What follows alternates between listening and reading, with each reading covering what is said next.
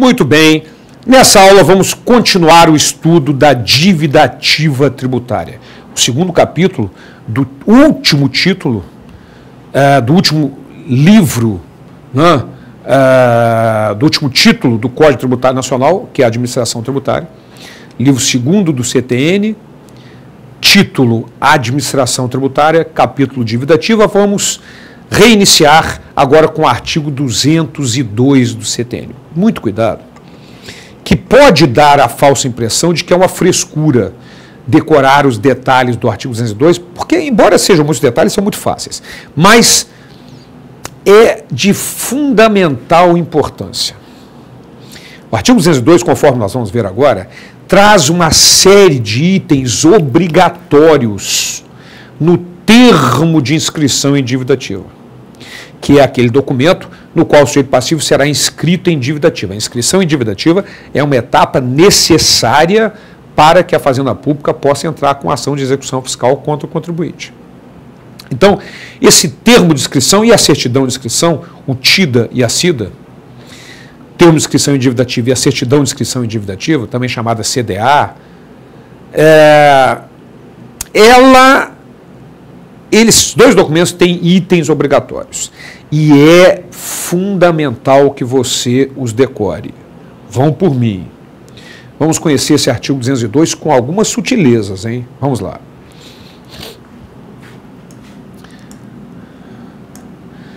O termo de inscrição em dívida ativa, autenticado pela autoridade competente, indicará obrigatoriamente o nome do devedor e, sendo o caso, o dos corresponsáveis, bem como, agora preste atenção, sempre que possível,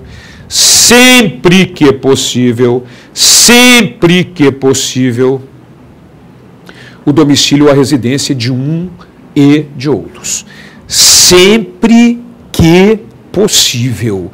É importantíssimo observar esse detalhe. Ou seja, o domicílio e a residência pode eventualmente não constar no termo se não foi possível. Isso não causará nenhum problema. Inciso segundo, a quantia devida à maneira de calcular os juros de mora acrescidos. Inciso terceiro, a origem e a natureza do crédito mencionado especificamente a disposição legal, a capitulação legal. Depois, lá no inciso 4º, a data em que foi inscrita, sendo o caso o número do processo administrativo, e o parágrafo único determina que a certidão conterá, além dos requisitos, a indicação do livro e da folha de inscrição em dívida ativa. Então, minha gente, estes são os itens obrigatórios do termo de inscrição em dívida ativa tributária. Ora, você vai dizer assim, Borba, tudo bem, são itens fáceis, mas que frescura decorar isso. Por que eu tenho que decorar isso, Borba? Pelo seguinte, qualquer erro ou omissão em um desses itens obrigatórios do termo de inscrição em dívida ativa causará a nulidade de toda a cobrança. Olha que detalhe importante.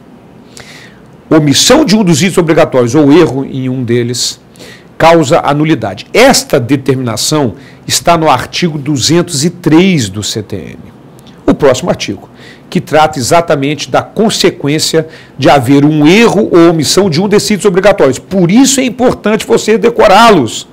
Além de serem muito questionados em prova, é importante saber que qualquer erro ou omissão, salvo o domicílio ou residência de um dos outros, porque se não for possível não tem problema, causará nulidade. Vamos conhecer o artigo 203.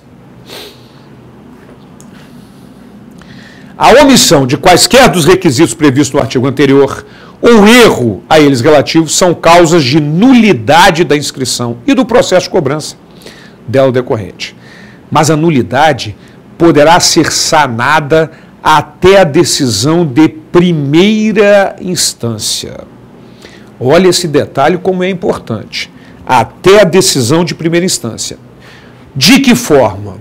Mediante substituição da certidão nula. Vamos dar uma paradinha na redação aqui, voltando para mim. Observe que o CTN não permite que a certidão seja emendada. só permite que a certidão seja substituída. Essa é uma sutileza sobre a qual nós vamos voltar a falar daqui a um minutinho. Voltando para o texto.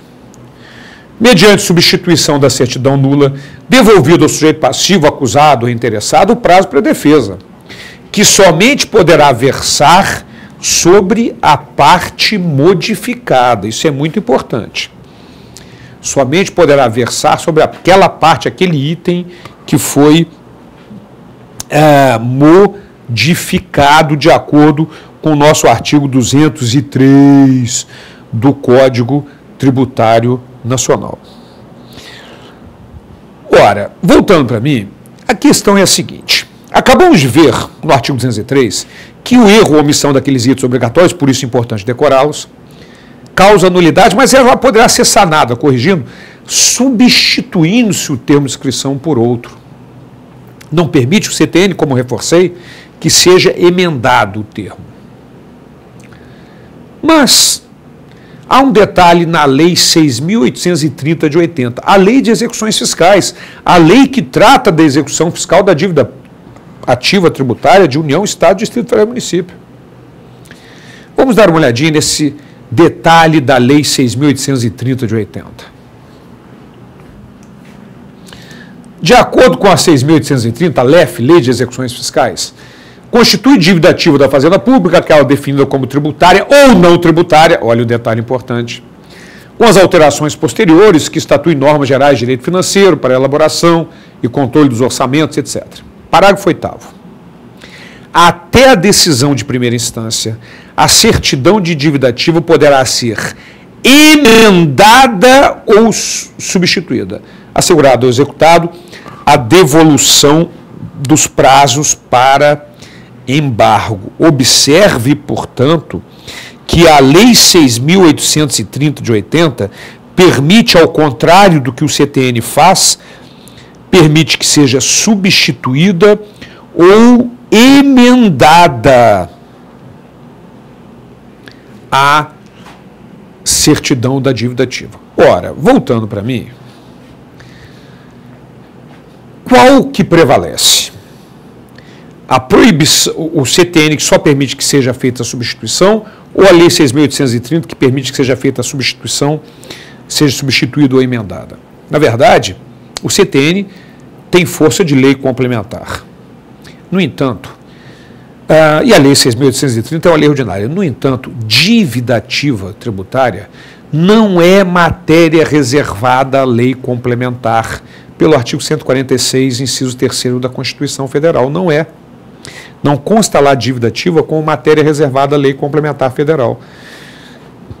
E, portanto, a Lei 6.830 de 80, que é uma lei específica da lei sobre execuções fiscais, pode perfeitamente incluir, além da substituição,